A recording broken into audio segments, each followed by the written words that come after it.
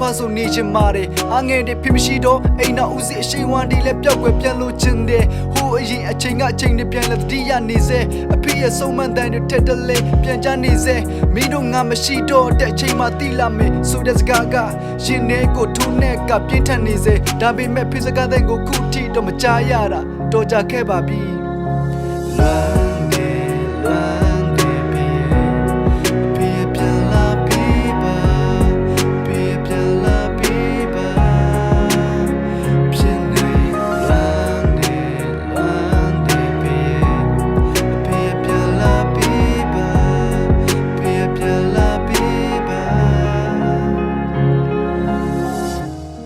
လောကမှာ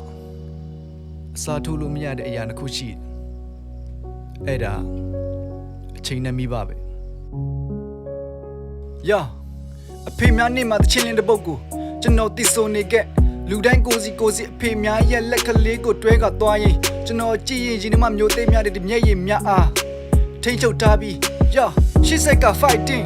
ဒါပေမဲ့ဖေကိုလွမ်းတယ်ဒီခံစားချက်ကြီးကိုတီးတဲ့သူတွေပဲခံစားမှုတယ်တချို့တွေကကဲ့ရဲ့တယ်တချို့တွေကလောင်ပြောင်းတယ်ဒါပေမဲ့ကျွန်တော်မမှုပါကိုချိန်တဲ့အဖေရဲ့ဖုန်းဝေကောလေးတော့လွမ်းနေစေပဲအိုးဖြားသခင်ဒီလိုဘဝမျိုးကိုနောက်ဘဝကြရင်မကြုံပါစေနဲ့လို့ပဲဆူတောင်းပါဤဒီတချီလေးနဲ့အဖေကိုမြဲတည်ရနေမှာပါနောက်တဲ့ရကဘာဆက်ဆက်လွမ်းနေလွမ်း